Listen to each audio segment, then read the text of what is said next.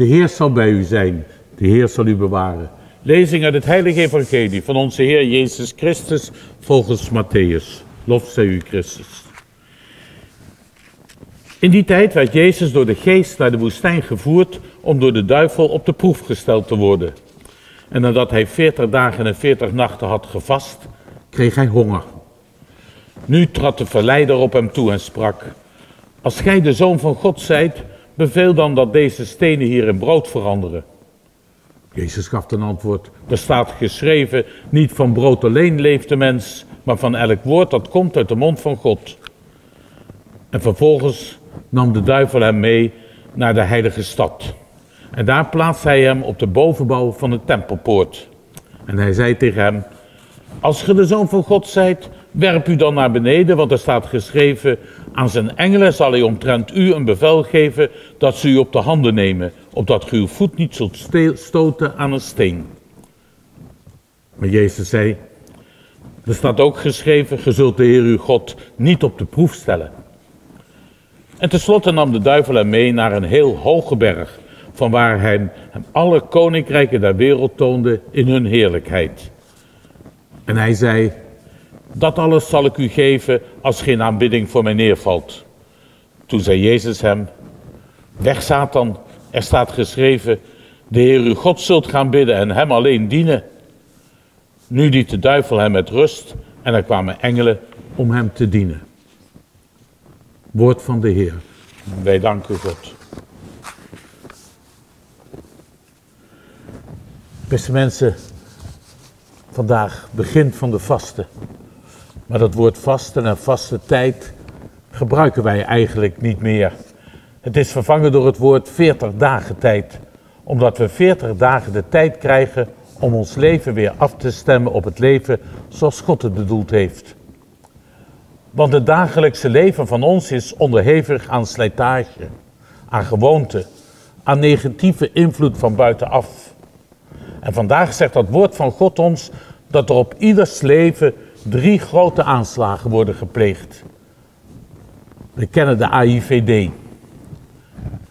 Die waarschuwt bij eventuele terroristische aanslagen. Of als het om besmettelijke ziektes gaat, hebben we de RIVM.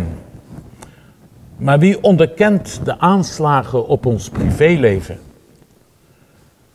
Het evangelie van vandaag neemt ons mee naar die situaties waardoor Jezus ook de bekoringen van het leven, de aanslagen op goed en gezond leven heeft ervaren.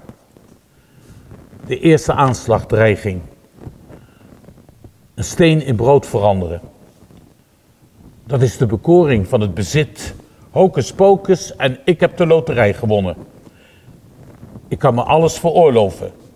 We zitten allemaal in meer of mindere mate daaraan vast. Want een auto, of misschien wel 2, een huis, een stereo en tv, overuren, te veel declaraties indienen, nog meer verdienen, spelen met de postcode loterij, steeds meer vakanties. Allemaal willen wij wel eens de mammon daarmee dienen. Het is de oerdrift van elke mens, de drift om te grijpen, te bezitten, steeds meer, liever dan te ontvangen. Over je eigen leven beschikken, liever dan met open handen te geven. Om te hebben, alles voor mij en soms voor mij alleen. Maar God zegt ons: mens, waar is je broer? De mens is geschapen om verantwoordelijkheid te dragen voor elkaar. Er zijn mensen die veel minder hebben. Er zijn mensen die geboren worden op straat en daar ook leven en sterven. Er zijn er ook vandaag mensen die sterven van honger en ontbering. En wat doen wij daaraan? Worden ook wij van ons echte mens zijn afgehouden door die duivelse bedreiging van meer en meer en meer bezit? Hebben. En de tweede aanslag op een gezond en evenwichtig leven is de bekoring van het dak van de tempel te springen. Het is de bekoring van de grote jongen zijn, van het succes. Kijk mij eens, mij kan niks gebeuren. Sommigen noemen dat ook en hebben dan een lange arm. Of je netwerk gebruiken. Of gewoon de kruiwagens die er zijn gebruiken. Succes. Wat doen we er allemaal niet voor? Ellebogenwerk om vooruit te komen. Kost wat kost boven de anderen uit willen steken. Uiterlijk vertoon en leven van de schone schijn. Natuurlijk, je werkt er hard voor. In je agenda zijn alle gaatjes volgezet. Vreselijk druk bezet ben je. Voor anderen heb je geen tijd. Maar je hebt succes. En dan vragen ze zich af, wat is er verkeerd aan het verlangen om de eerste, de grootste, de mooiste te zijn? Een aanslag op evenwichtig leven. Uit dat verlangen wordt ook jaloersheid geboren. Sommigen zijn tot veel in staat, zelfs om anderen eronder te duwen om zelf vooruit te komen. Bij de eerste mensen kwam dat al voor. Was het niet Kaïn die zei, moet ik soms voor mijn broer zorgen? God vraagt aan hem en aan ons allen, mens, waar is je broer? Er zijn mensen in de derde en de vierde wereld, zij halen nooit de krantenkoppen, niemand zet hen eens in de bloemen. Er zijn zieke mensen, misschien wel naast je deur, die nooit bezoek krijgen.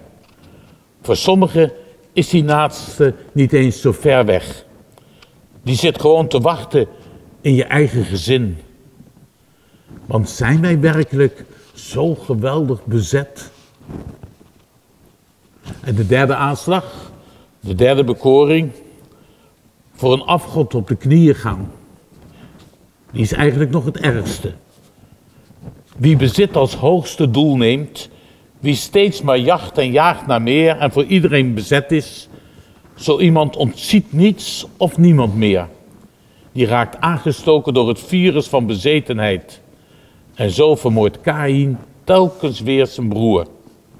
Bezit, bezet, bezeten. Daar kun je niet van leven.